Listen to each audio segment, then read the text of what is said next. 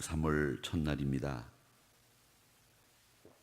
복된 한 달 되시고 여러분 가정에 멋진 일들이 많아지는 한 달 되시기를 주님의 이름으로 축원합니다.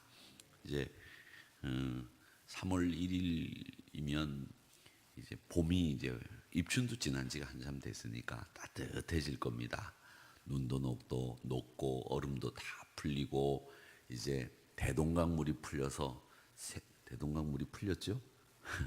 풀리고 더 새들도 지저귀고 참 여러 가지 좋은 일들이 많아야 되는 한 달인데 첫날부터 북미 회담이 깨졌다라는 얘기를 들어서 여러분 좀 상심도 하고 좀 이 3.1절 기쁜 마음으로 오늘 아침에는 우리 교단에서 진행하는 3.1절 기념 예배도 있고 또 범교단적으로 11시에는 시청 앞 광장에서 3.1절 예배도 있고 그런데 좀 기쁜 마음으로 예배를 드렸으면 좋았을 걸 하는 그런 생각을 해봅니다. 또 오늘은 금요일이기 때문에 금요 심야 기도회가 있습니다. 오늘 한날 하나님께서 우리 민족의 숭고한 정신을 다시 한번 기리면서 보내는 날로 삼아 주시기를 바라고 우리 민족을 하나님 건져주시고 지켜주실 줄로 믿습니다. 그런 기도를 어제 오후에 했습니다. 하나님께서 꼭 우리나라를 잘 선하게 인도해 주실 줄로 믿습니다.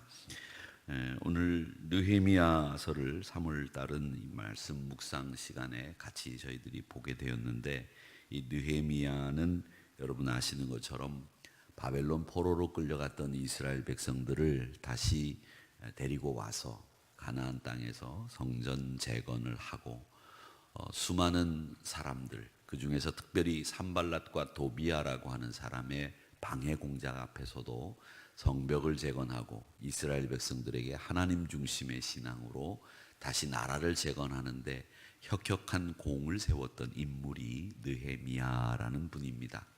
오늘날 우리가 지도자라고 했을 때 그 지도자를 어떤 분으로 성경에서 모델로 삼아야 될까 이렇게 이야기할 때 그 중에 한 분의 인물이 바로 느헤미야입니다. 그래서 많은 목사님들이 느헤미야의 리더십에 대해서 연구를 하고 느헤미야가 어떤 리더십을 발휘해서 성벽을 재건하고 이스라엘 민족에게 다시 한번 여호와 신앙을 심어 주었는지 그걸 열심히 공부해야 한다 이렇게 강조하시기도 하셨습니다. 오늘 여기 말씀해 보면 하가랴의 아들 느헤미야라고 되어 있는데 이 하가랴의 아들이라고 하는 것이 바로 이 느헤미야의 출신 성분이지요.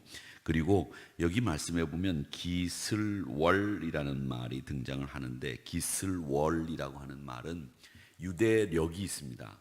우리도 이 1월, 2월, 3월, 4월 이렇게 돼서 이제 부르지만 미국 말로는 우리가 아는 것처럼 January, February, March 이렇게 하면서 쭉 그 달 이름이 있지 않습니까? 달 이름 중에서 디셈버가 12월 달인데 여러분 아시고 계시겠지만 이 디셈버라고 하는 DEC라고 하는 데카라고 하는 말이 라틴어로 열이라는 뜻입니다. 열. 그러니까 디셈버는 사실은 10월이 돼야 되죠. 그런데 이 디셈버가 12월이 된 까닭은 그 중간에 두 개의 황제 이름이 달에 들어가서 그렇죠. 하나가 줄라이라고 하는 7월하고 어거스트라고 하는 8월 달이 이게 아우구스투스라고 하는 로마 황제 이름을 넣은 겁니다. 그래서 이 데카라고 하는 10월인 이 디셈버가 12월이 됐다. 이런 거 있지요. 그래서 디셈버가 12월이 되고 그 우리는 차례대로 1, 2, 3, 4, 5, 6, 7, 8, 9, 10, 11, 12 이렇게 하지만 그 영어 이름으로는 다 달의 이름들이 있지 않습니까? 그렇듯이 기슬월이라고 하는 것은 유대력에 의하면 9번째 달이에요. 그래서 이 9번째 달이 언제쯤 되냐면 9월에서 11월 정도. 그러니까 지금 가을 정도 되는 때가 기슬월이라고 하는 때입니다.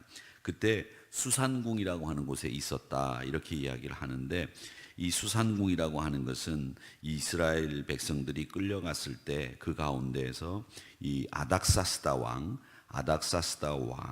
머물던 곳 그곳이 수산궁이다 그렇게 이야기를 합니다. 그래서 이스라엘 백성들이 이 아닥사스다 왕 휘하에서 다시 이제 바벨론 포로 생활이 끝나고 돌아오는 그런 때를 이야기하는데 주전 440년 경이라고 그렇게 생각을 합니다. 그러니까 주전 5세기 경에 이스라엘 백성들이 다시 돌아오게 되는데, 근데 거기서 하난이라고 하는 느헤미야의 형제가 예루살렘을 아마 갔던 모양입니다. 그래서 예루살렘에 갔다가 예루살렘이 너무 형편없는 것을 이 느헤미야에게 전해주게 됩니다. 그래서 이 느헤미야가 그 소식을 듣고 너무나 가슴 아파서 하나님 앞에 울고 앉아서 금식하면서 기도했다라고 되어 있는데, 그게 4절에서부터 11절까지의 내용입니다.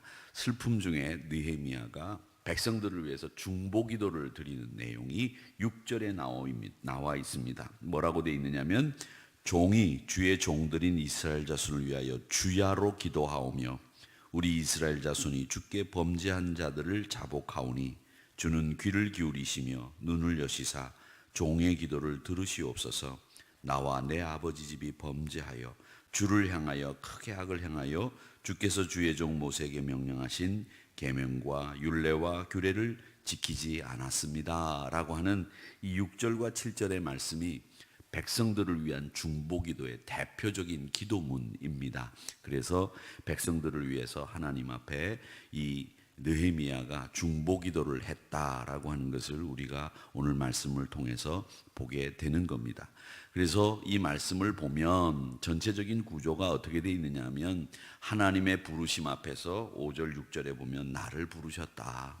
그리고 내가 죄를 고백하고 하나님의 신실한 약속 앞에 호소합니다. 그 내용이 8절 9절에 나오고, 그 다음 주의 백성들이 하나님의 권능 앞에 고백할 수밖에 없는 그 신앙 고백적인 이야기가 10절에 나오고, 11절의 말씀은 하나님 앞에 간절하게 기도하는 내용이 나와 있습니다.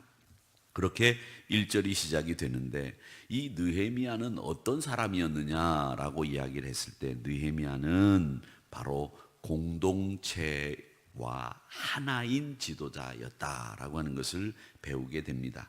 지도자들에게 가장 중요한 것은 바로 그 공동체와 운명을 같이 하느냐 같이 하지 않느냐라는 겁니다.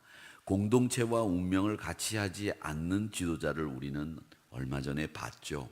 배가 침몰했는데 선장이 자기 혼자 속옷바람으로 탈출하는 것을 보면서 이 땅에서 가장 추악하고 이 땅에서 가장 비열한 사람의 모습을 우리가 봤습니다.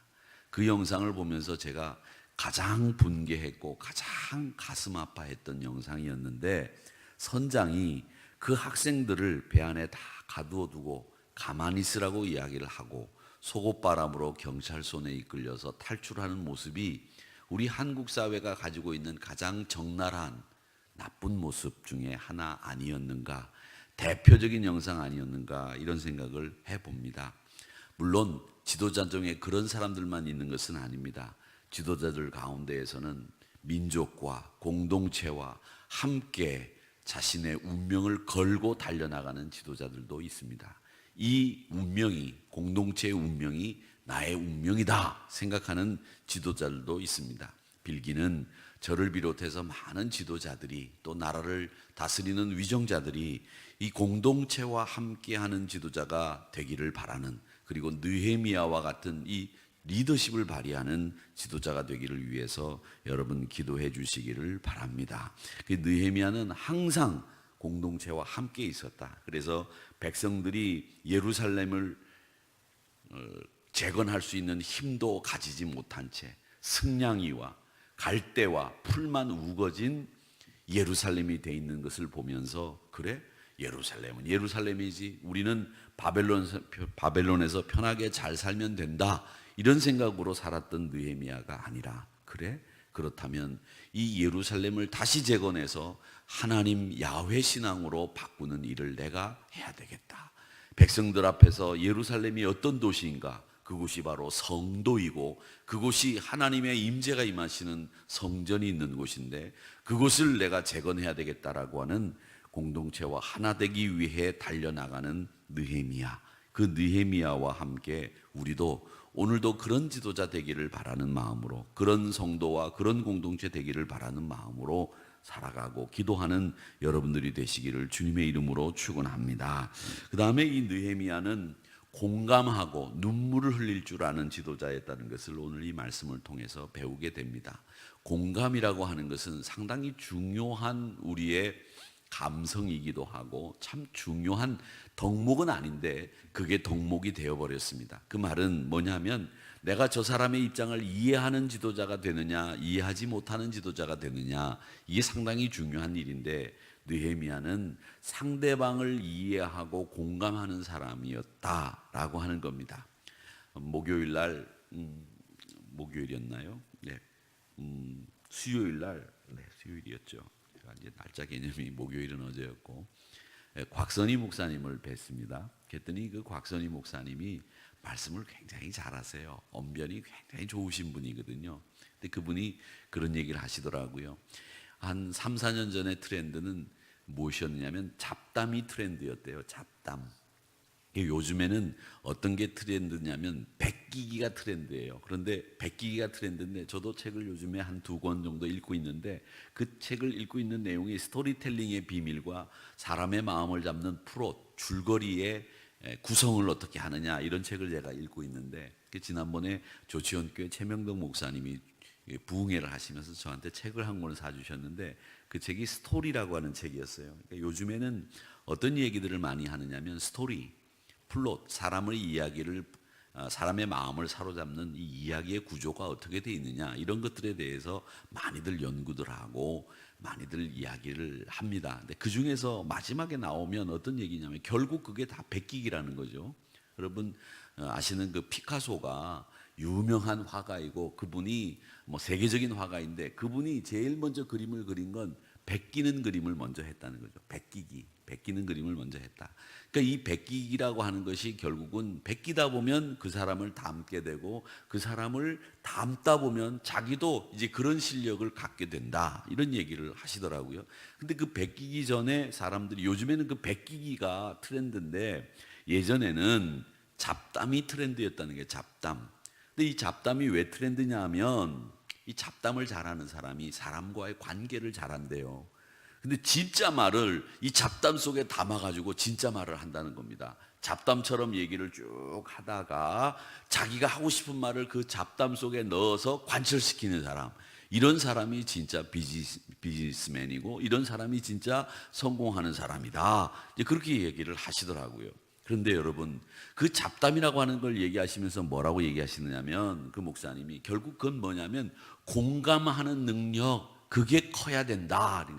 상대방을 공감하는 능력, 그게 있어야 지도자가 될 수 있다, 이런 얘기를 하셨다고요. 그런데 이 느헤미야가 바로 그런 사람입니다. 공감하는 능력, 다른 사람의 아픔을 동병상련 같이 느낄 수 있는 그런 지도자가 느헤미야였다라는 겁니다. 여러분, 저 사람은 저 사람 일, 내일은 내일. 어떤 분들 보면 대화를 하다 보면 상대방이 이야기하는 주제를 잘 듣고 그 이야기에 동참하는 사람이 있어요.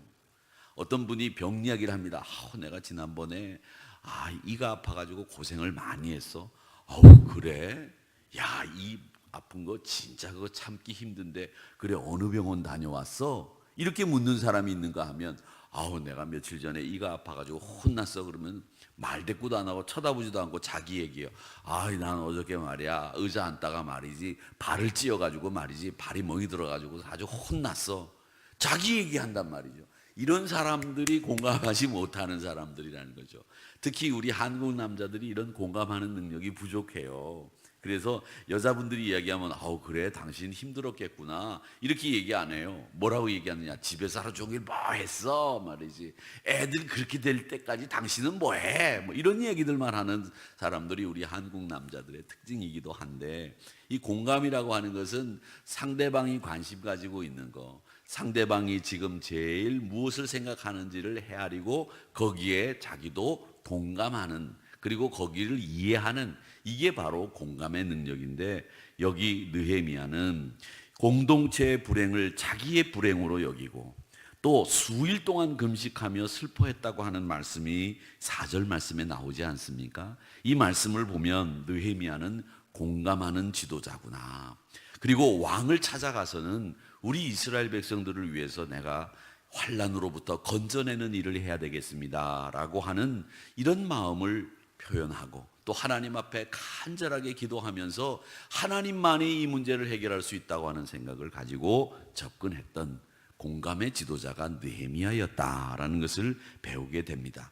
자, 그 다음에 이 느헤미야는 어떤 사람이었느냐면 회개와 기도의 지도자였다라는 것을 알 수 있습니다. 그래서 느헤미야는 하나님 앞에 이스라엘 백성들의 재건을 위해서 기도하는데, 기도하면서 제일 먼저 한 일이 뭐냐면 회개했어요. 하나님, 우리 선조들로부터 우리가 하나님의 말씀을 버렸습니다.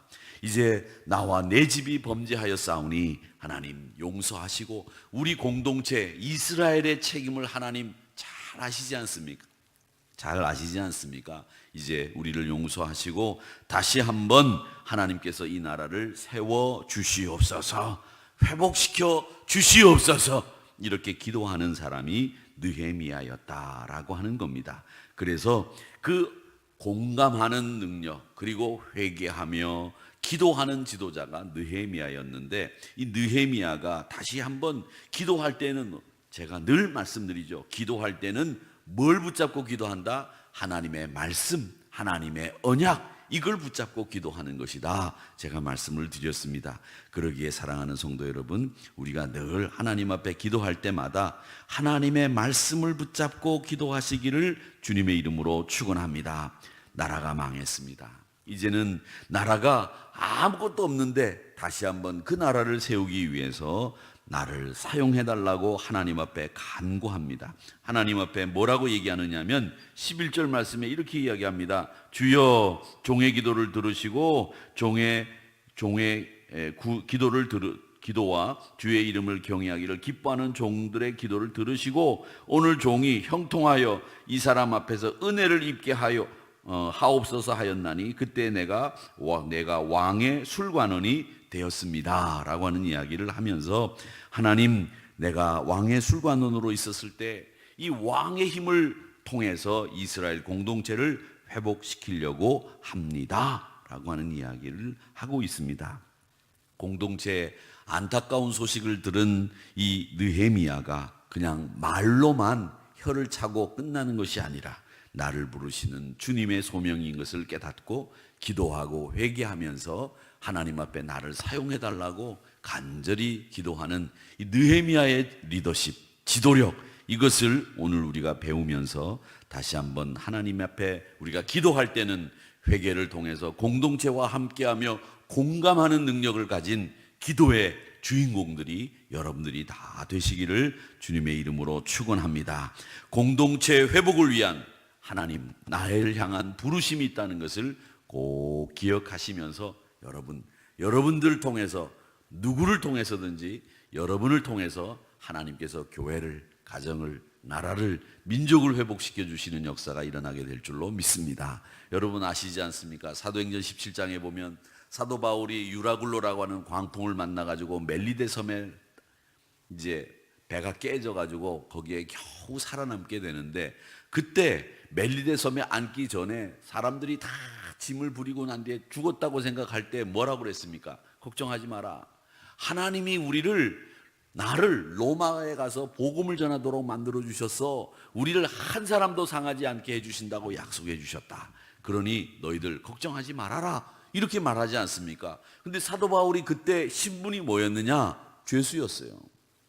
다른 사람들은 백부장이요, 다른 사람은 선장이요, 다른 사람들은 로마 관원들이요, 상인들이요, 돈 많은 사람들이었지만은 바울은 아무것도 없는 죄수였어요.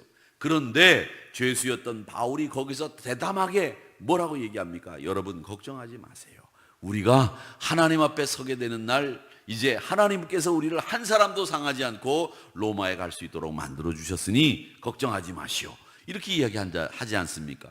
그 바울이라고 하는 한 사람 때문에 그 배에 탄 모든 사람들이 한 사람도 상하지 않고 살아나는 기적을 맛보았습니다.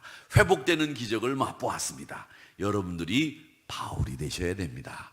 여러분들이 공동체를 회복하고 여러분들이 속한 가정을 회복시키는 능력의 바울과 같은 인물, 그분이 바로 여러분, 나다, 이렇게 생각을 하시고 내니 안심하라 이렇게 늘 말씀하시는 주님의 음성을 여러분 들으시고 오늘도 승리하시기를 주님의 이름으로 축원합니다. 기도하겠습니다. 아버지